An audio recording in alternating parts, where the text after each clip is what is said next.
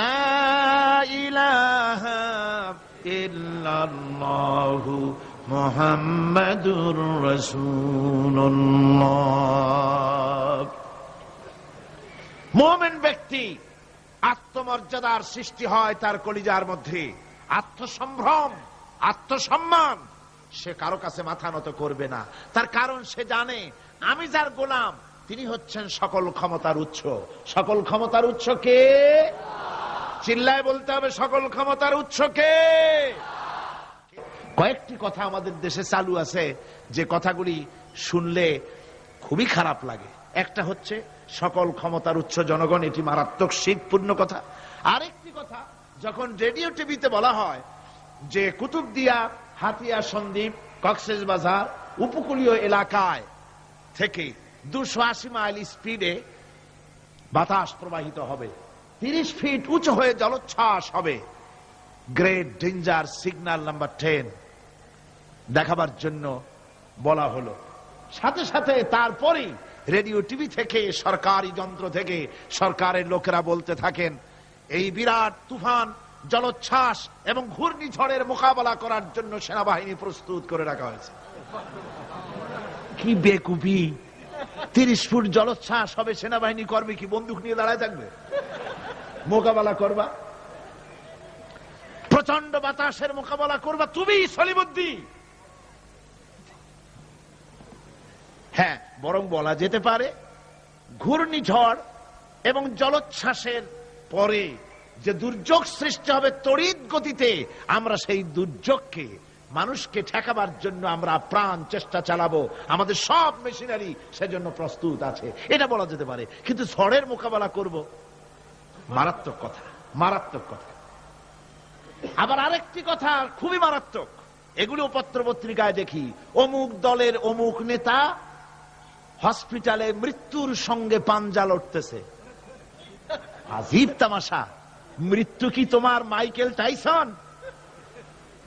মৃত্যু কি তোমার মোহাম্মদ আলী ক্লে যে পাঞ্জা লড়বা? মৃত্যুর সাথে পাঞ্জা লড়তে পারে এমন ক্ষমতা পৃথিবীর কারো আছে? সুতরাং এগুলো জাহালাতের কথা, মূর্খতার কথা। মৃত্যু যন্ত্রণায় ভুগছে এটা বলা যায়, মৃত্যু যন্ত্রণায় কষ্ট পাচ্ছে বলা যায়, মৃত্যুর সাথে পাঞ্জা লড়ছে। সলিমুদ্দিন সাহস তো কম না। আমার ভাইয়েরা, সুতরাং সমস্ত ক্ষমতার উৎস কেবলমাত্র আল্লাহ সুবহানাহু ওয়া তাআলা। যাকে খুশি ক্ষমতায় দেন, যাকে খুশি ক্ষমতা থেকে নামায় দেন।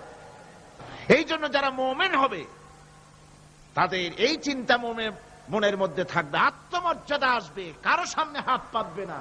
হাত পাতবে তো আল্লাহ সুবহানাহু ওয়া তাআলার কাছে, কাউকে ভয়ও করবে না। আত্মমর্যাদার কারণে সে তার রিজেক সম্পর্কেও নৃশংস হয়ে যাবে। অর্থাৎ রিস্ক সম্পর্কেও তার পরোয়া থাকবে না, যে হক কথা যদি বলি তাহলে যদি আমার চাকরি না থাকে। আছেন এরকম লোক? হক কথা যদি বলি, চাকরি যদি না থাকে, দাওয়াত যদি আর না হয়, গুলি খেয়ে যদি মরি, এই চিন্তাও মুমিনের লোকের মধ্যে থাকে না। যেহেতু তার আত্মমর্যাদা এসেছে। রিস্কের মালিক মসজিদের মুতাল্লি নয়। অনেক ইমাম আছে মসজিদে, হক কথা বলতে সাহস পায় না, হক কথা বলার সাহস পায় না। মনে করে রিস্কের মালিক মুতাল্লি অথবা সেক্রেটারি। আর দুর্ভাগ্যজনক সত্য, বাংলাদেশের অধিকাংশ মসজিদের মুতাল্লি আর সেক্রেটারি এমন লোক যারা ধর্মনিরপেক্ষতাবাদে বিশ্বাসী, যারা ইসলামের রাজনীতিতে বিশ্বাস করে না। এ ধরনের বহু লোক মসজিদের সেক্রেটারি, মেম্বার, মুতাল্লি হয়ে বসে আছে, আর মসজিদের ইমামদেরকে হক কথা বলতে দেয় না। আছে না? ইমাম সাহেবরাও, আমি কিন্তু পাইকারি কথা বলছি না, আলহামদুলিল্লাহ যোগ্যতা সম্পন্ন ইমাম আছেন যারা কথা বলেন। আবার কিছু লোক আছে যারা ভয় পান। আমি তাদের উদ্দেশ্যে বলছি, কোরআনে কারীম বলছে রিস্কের মালিক হচ্ছেন আল্লাহ সুবহানাহু ওয়া তাআলা। তোমার রিস্কের পরোয়াটা কিসের? ইন্নাল্লাহা হুয়ার রাজ্জাকু ওয়াতিল মাতিন। রিজকের মালিক তো আল্লাহ পাক, তার হাতেই সমস্ত রিজক। রিজক কার হাতে? বাংলাদেশ পৃথিবীর দ্বিতীয় বৃহত্তম মুসলিম দেশ। এই দেশে বসে মসজিদে কথা বলতে ভয় পায় মুসলমানেরা, মসজিদে বসে কথা বলতে ভয় পায়। কিন্তু ভারতের দিকে তাকান, ভারতের দিল্লির জুমা মসজিদের ইমাম আব্দুল্লাহ বুখারী, লোকটার জন্য দোয়া এসেই যায় দিল থেকে।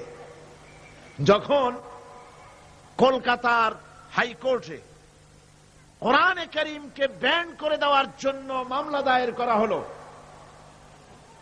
দিল্লির জুমা মসজিদের ইমাম বক্তৃতা করলেন। সেই বক্তৃতার ক্যাসেট আমার কাছে পৌঁছানো হয়েছিল।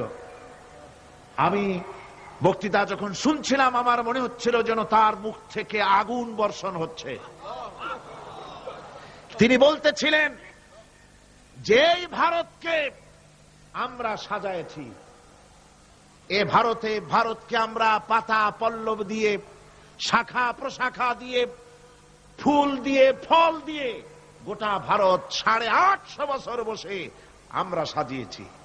এ ভারতের কুতুব মিনার আমার, এ ভারতের তাজমহল, শীষমহল, এ ভারতের দেওয়ানি আম, দেওয়ানি খাস, এ ভারতের যা কিছু দেখার, যা কিছু সৌন্দর্য সব মুসলমানেরা করেছে। সেই মুসলমানদের কলিজা, সেই মুসলমানদের রূহ, গোটা পৃথিবীর মুসলমানদের মগজ, পৃথিবীর শ্রেষ্ঠ নেয়ামত আল্লাহ রাব্বুল আলামিনের আখেরি কালাম কোরআনের বিরুদ্ধে কেস হয়েছে। আব্দুল্লাহ বুখারী বলছেন, এই কোরআনের বিরুদ্ধে কোরআন ব্যান করার মতো রায় যদি ভারতের কোন জজ মুখ দিয়ে উচ্চারণ করে কোরআন ব্যান করা হলো, তিনি বলছেন আমি ভারতের জুমা মসজিদের ইমাম শুধু নই, ভারতের 20 কোটি মুসলমানের ইমাম আমি।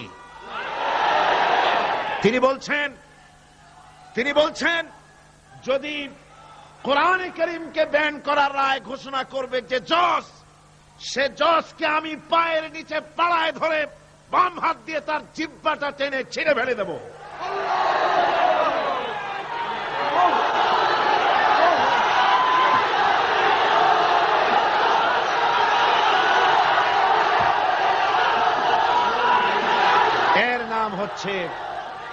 এর নাম ঈমান। জোরে বলেন, এর নাম